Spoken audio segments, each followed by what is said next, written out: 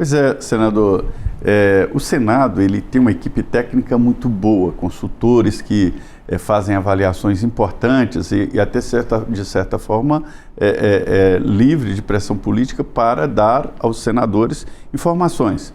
E o que trazem os consultores do Senado é de que o próximo presidente da República vai passar dificuldades, né? Não tenho a mínima dúvida, né? Isso tu está falando na questão orçamentária, né? O que acontece? Não vai ter dinheiro para nada. Lamentavelmente, né, o governo atual ele tem uma vocação para o gasto, né? Não tem uma vocação para o equilíbrio. E esse gasto assumiu proporções totalmente acima da capacidade de pagamento, né, do país. E óbvio que nós estamos chegando no limite, né? Tanto do arcabouço fiscal que foi montado no ano retrasado, e também da capacidade, vamos dizer assim, arrecadatória do Estado. Então, o próximo presidente, ele terá que fazer um governo voltado para, vamos dizer assim, o enxugamento das despesas, de modo que a despesa do Estado brasileiro caiba efetivamente dentro da arrecadação. Então, tem série de medidas aí que terão que ser tomadas. O Tribunal de Contas da União alertou que a situação está complexa, né? Eu não vejo saída, viu, Zé Maria? Eu não vejo. Quem assumir no dia 6 de janeiro, que agora muda, né? Não teremos mais essa posse de 1º de janeiro, né? Posse da ressaca, vamos falar assim. Nossa, todo mundo com aquele bafo, olho vermelho, depois das festas, né? De final de ano. Final de ano tinha a posse de prefeitos, governadores e presidente da República. Então, de impedir a vinda de autoridades estrangeiras, né? Porque é uma data universal. Então, nesse dia, essa pessoa terá que, né, partir para medidas, né, sérias, né? Então eu vejo aqui, digo para ti, na minha visão, né, é a questão da correção do salário mínimo, não vai ter como continuar dando aumento real, porque o impacto é muito grande. Na Previdência e gastos públicos. Né? A questão da revisão dos gastos previdenciários, do BPC, a questão das isenções fiscais, que esse ano estão em 540 bilhões, ano que vem vai para mais de 600 bilhões, então, tudo isso terá que ser revisto de modo que se abra um espaço para que o país volte a ter uma previsibilidade orçamentária e o governo uma capacidade efetiva, né, de poder governar. Eu sei que o senhor estuda muito bem o orçamento, senador, e eu sou um crítico do engessamento do Estado brasileiro, né? O orçamento é mais de 5 bilhões, quase 6 bilhões, 5 bilhões e 400 milhões. Desculpa, 5 trilhões e 400 bilhões, 5 trilhões. 2 trilhões para dívida, né? Pagamento de serviço da dívida. 2 trilhões, previdência e folha de pagamento, despesas fixas. Quer dizer, não sobra nada. Então, é muito mais do que conter despesas. É preciso fazer uma reforma geral. A reforma administrativa, né, essa é algo que se discute e tem que ser avançado, né, de modo que o Estado tenha realmente vamos dizer assim, uma capacidade de trabalho, mas de acordo com aquilo que a nação pode colocar à disposição desse Estado, né? O Estado não pode ser maior do que a nação, senão ele termina por, né, se tornar disfuncional. Isso é uma questão, né? E nós temos a questão de vinculação, né? Então, isso já falado há não sei quanto tempo, a vinculação de gasto com saúde e educação, né, que engessa os administradores, desde o prefeito até o próprio presidente da República. Eu sempre comento que o prefeito de uma cidade ele é obrigado a gastar X na saúde e Y na educação, independente da necessidade desses dois setores.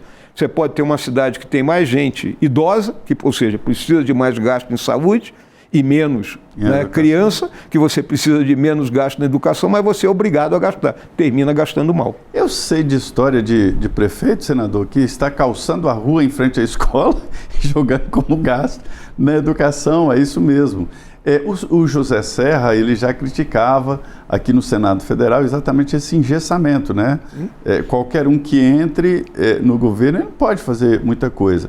O senhor é general do Exército Brasileiro. Senhores, os militares, eles não ficam marchando nos quartéis em indecisos cordões, como diz a música lá do Vandré, não. Fica estuda muito. Para se chegar a general, olha, é um caminho de longos estudos, né? Então, chega realmente muito preparado. O senhor conhece muito de orçamento. E, recentemente, os militares, os comandantes militares, estão reclamando exatamente do orçamento. E eu entendo que nós agora estamos num novo patamar com relação às Forças Armadas, né? O mundo mudou. Desde a invasão da Ucrânia pela Rússia, né, que acendeu uma luz amarela, vamos dizer assim, no mundo, mostrando que a guerra entre dois países que se pensava que estava banida e voltou a acontecer. De trincheira. Uma guerra de desgaste. Vamos ver, nós estamos no 4º ano desse conflito. Entramos no 4º ano. É praticamente a mesma duração que teve a Primeira Guerra Mundial. E com uma mortandade bem grande de ambos os lados, aí no caso de russos e ucranianos, né? E óbvio que as Forças Armadas hoje elas são altamente tecnológicas, e quanto mais tecnológico é o armamento, maior é o gasto, né? A guerra hoje não é fuzil e bala, né? Ela é muito mais do que fuzil e bala. Então é uma guerra mais cara. E as Forças Armadas... Um drone custa... Você tem desde drones ultra baratos até drones, né, de última geração, vamos dizer assim, que são de vigilância, de reconhecimento, né, que carregam uma tecnologia embarcada maior. Mas você tem hoje drones baratos que carregam uma granada e jogam lá em cima. E até os próprios drones assassinos... Tem drones mais de 400 mil, né? Tem drones de milhão. Tem drones de milhão. Mas o que eu quero colocar aqui para ti, Zé Maria, e para os nossos telespectadores... é que é necessária uma previsibilidade, ou seja, que as Forças Armadas saibam que ela tem um percentual, né, do PIB para ter, vamos dizer, uma previsibilidade para a conclusão dos projetos, que isso não existe. Então existe uma PEC do senador Portinho, do Rio de Janeiro, que é um grande quadro que nós temos, né, que prevê a chegada de até 2%, que é o padrão mundial de gasto, para as Forças Armadas, que hoje está em 1,1, 1,2%, ou até menos, né?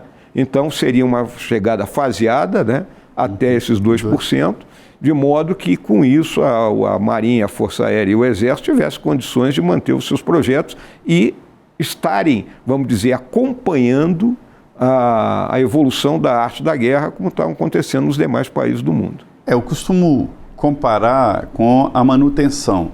Se você não faz uma manutenção na sua casa ou na sua empresa, não gasta dinheiro com a manutenção, um dia você entra, a luz foi embora e gasta muito mais e não tem como reparar, vai ficar no escuro. As Forças Armadas, elas não podem ser montadas de uma hora para outra. É preciso uma cultura, é preciso treinamento, é preciso passar de geração em geração. Não é assim, senador? Quer dizer, não pode descuidar. Existe um velho aforisma da vida militar, Zé Maria, que diz o seguinte: um exército pode passar 100 anos sem ser empregado, mas não pode passar 1 minuto sem estar preparado. Essa é a realidade. Então o exército tem que estar preparado 100% o tempo todo, independente dele ser empregado hoje, amanhã ou depois ou daqui a 10 anos. Mas se precisar, E outra coisa que tem que ficar muito bem compreendida para as pessoas: armamento, desenvolvimento de armamento, munição, não se compra na prateleira. Você não vai no mercado ali, me dá aqui 2 mísseis Hellfire, me dá mais 2 lançadoras de foguete. Não, você tem que mandar fazer, a empresa vai demorar para fazer. Então, por isso, a necessidade da previsibilidade. Por falar em previsibilidade, o senhor... Houve um tempo em que o senhor entendia muito bem de Venezuela. Hoje ninguém entende da Venezuela, que fechou, e é muito difícil informação sobre a Venezuela. Ela se armou muito. Houve um determinado momento que se dizia, eu me lembro do ex-presidente Sarney alertando, que a Venezuela estava superior ao Brasil belicamente. Na realidade, né, Zé Maria, a Venezuela, numa determinada época, que ela estava muito ligada ainda ali aos Estados Unidos, e isso foi na época do governo do presidente Sarney, eles compraram aeronaves americanas, que eram os F-16, que quando eu estava lá no começo dos anos 2000, eu acho que de 32 tinha 2 voando só. O resto tudo estava com problema de manutenção. Né? Porque se você não compra a cauda de manutenção, ou se você não tem condições de realizar essa manutenção no teu país, o troço vai quebrando. A partir daí, né, com a emergência do governo do Chaves e vamos dizer, o Chaves voltado para a Rússia, a China, eles compraram muito material da Rússia, começaram avião Sukhoi, carro de combate, mas a gente sabe muito fuzil, né? O AK-47 russo. Eles tinham o fuzil FAL, igual que o Exército Brasileiro tinha, e agora vem trocando, né, e compraram o AK-47.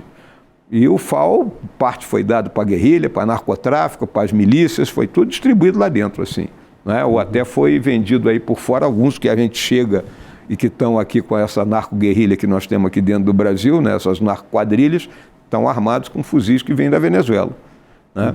Agora, o que você vê nisso aí?